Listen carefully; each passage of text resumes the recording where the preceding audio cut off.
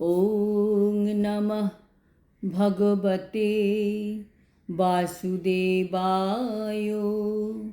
শ্রীমদ্ ভগবদ গীতা অষ্টাদশ অধ্যায় মোক্ষযোগ। হরে কৃষ্ণ। আজ আমরা মোক্ষযোগের ৪২ নম্বর শ্লোকটি শুনব। সমোদামস্তপঃ শৌচং শান্তিরার্জবমেব চ জ্ঞানং বিজ্ঞানম আস্তিক্যং ব্রহ্মকর্ম স্বভাবজম।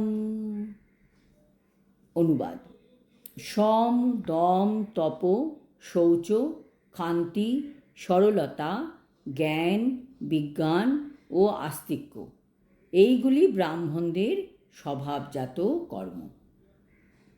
তাৎপর্য: ব্রাহ্মণদের স্বভাবজাত কর্ম মানে তাদের আলাদা করে অর্জন করতে হয় না।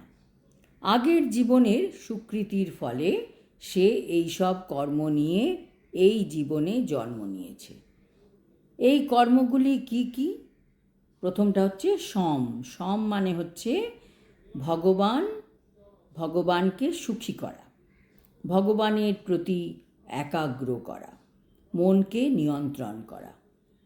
আর দম মানে ইন্দ্রিয়গুলিকে দমন করা, ইন্দ্রিয়গুলিকে নিজের কন্ট্রোলে রাখা এবং ইন্দ্রিয়গুলির দ্বারা ভগবানের কর্ম করা, ভগবানের সেবায় তাদের ব্যবহার করা। তপঃ মানে তপস্যা।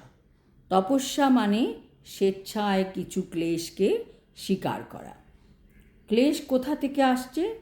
যখন আমরা বর্ণাশ্রম ধর্ম পালন করব, কিছু প্রতিকূলতা আসবে। যখন আমরা ভগবানের সেবা করব, তখনও কিছু আমাদের কষ্ট করতে হতে পারে।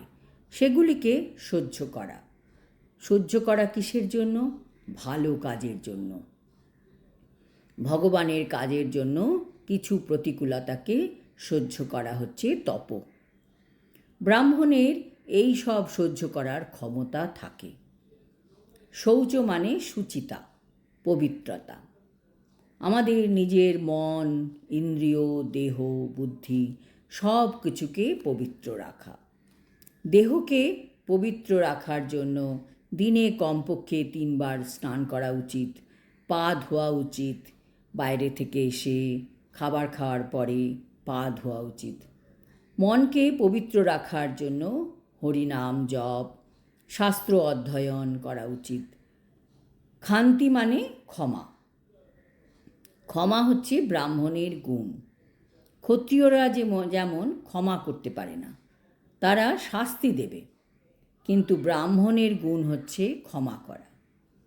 কেউ যদি ব্রাহ্মণকে নিন্দা করে, অপমান করে, দুঃখ দেয়, কষ্ট দেয়, তবু সে তাকে ক্ষমা করে দেয়। হয়তো ব্রাহ্মণের শাস্তি দেওয়ার ক্ষমতা আছে, তবু সে প্রসন্ন মনে তাকে ক্ষমা করে দেয়। সবল ব্যক্তি যখন দুর্বল ব্যক্তিকে ক্ষমা করে, সেটাই হচ্ছে আসল ক্ষমা। দুর্বল ব্যক্তি তো কিছু প্রতিশোধ নিতে পারবেও না, তাই জন্য যদি সবল হয়েও সে কোনো দুর্বল ব্যক্তিকে ক্ষমা করে, সেটিই হচ্ছে আসল ক্ষমা। দুর্বল ব্যক্তির তো ক্ষমা না করে কোনো উপায় নেই। প্রসন্ন মনে ক্ষমা করতে হবে, মনে বিদ্বেষ না রেখে ক্ষমা করতে হবে। আর্জবম মানে সরলতা। সরলতার বিপরীত হচ্ছে কপটতা। কপট মানে মুখে এক আর মনে আরেক। ব্রাহ্মণের হওয়া উচিত সরল। তারা সকলের কাছে সব কিছু প্রকাশ করে দেয়। জ্ঞানম, ব্রাহ্মণের শাস্ত্র অধ্যয়ন করা কর্তব্য এবং জ্ঞান তার থাকতে হবে। শাস্ত্রের বাক্য নিজের জীবনে প্রয়োগও করতে হবে। আর বিজ্ঞান হচ্ছে শাস্ত্রের বাণী নিজের জীবনে প্রয়োগ করা। আস্তিক্য হচ্ছে শাস্ত্রের প্রতি অগাধ শ্রদ্ধা। এই ৯টি হচ্ছে ব্রাহ্মণের গুণ বা কর্ম। ব্রাহ্মণ হতে গেলে এইগুলিকে আগে অভ্যাস করতে হবে। ব্রাহ্মণ হওয়া অত সহজ নয়। যে ব্রাহ্মণের সন্তানই ব্রাহ্মণ হবে তার কোনো অর্থ নেই। আজ এই পর্যন্ত।